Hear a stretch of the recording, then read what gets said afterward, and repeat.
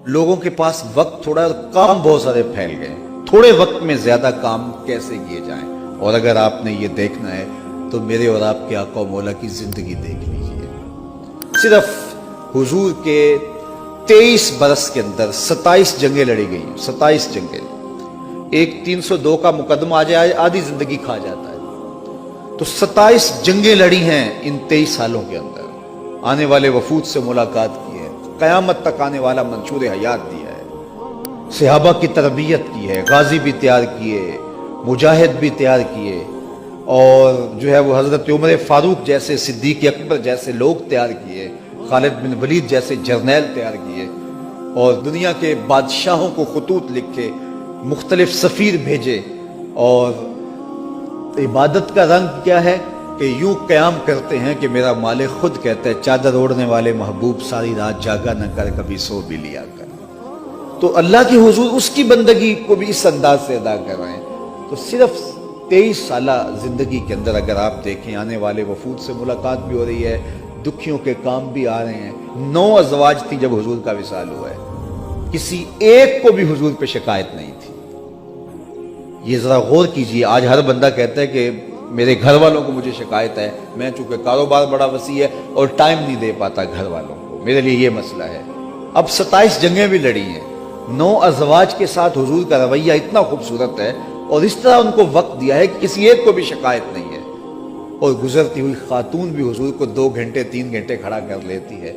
आने वाले वफूद से भी मुलाकात हो रही है और लाखों की तादाद के अंदर सहाबा हुजूर से हदीसें भी जमा करते हैं, सुफ़ा के चबूतरे पे बैठने वाले हुजूर से दरसे ज़िंदगी भी लेते हैं, और लोगों की तीमारदारी भी करने जाते हैं, जनाजों में भी शामिल होते हैं। तो ये वक्त के अंदर बरकत पैदा हो जाती है जब आप जो है वो अपने गैर ज़रूरी कामों को निकाल देते हैं। तो फरमाया, मिन हुस्न इस्लामिल मर्इ तरकुहु मा ला यानी है। किसी शख्स के इस्लाम का हुस्न ये है कि वो हर बेमकसद काम को छोड़ दें। जिंदगी तेजी के साथ गुजर रही है और मैं और आप लम्हा लम्हा मौत के करीब हो रहे हैं। कबल इससे कि कोई हुज्जत बाकी न रहे और फिर सख्त पछतावा रहे कि काश कि हमने अपने वक्त को बामकसद कामों में गुजारा होता। आज मेरे और आपके पास ये वक्त है, इसको गनीमत जानिए।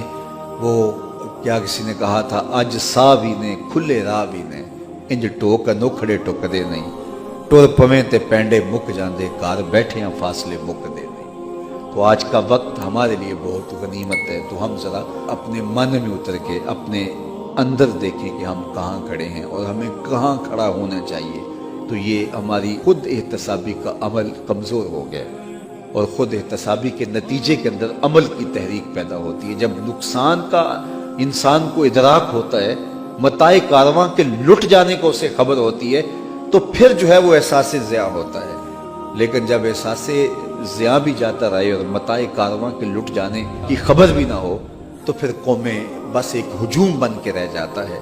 और इस वक्त ये उम्मत सवाए एक हुजूम की और कुछ भी नहीं है। तो आइए मैं और आप अपनी ज़ात से अपने आप का आगाज़ करें और एक साले और पाकीज़ा ज़िंदगी के तसव्वुर को उजागर करके आगे बढ़ें। अल्लाह मुझे आपको अपनी रहमतों के हिसार में दे और अपनी पनाहों और अपनी करम नवाजियों की अमान में रखे कि मोहम्मद से वफा तूने तो हम तेरे हैं। ये जहाँ चीज़ है कि अल्लाह कलम तेरे।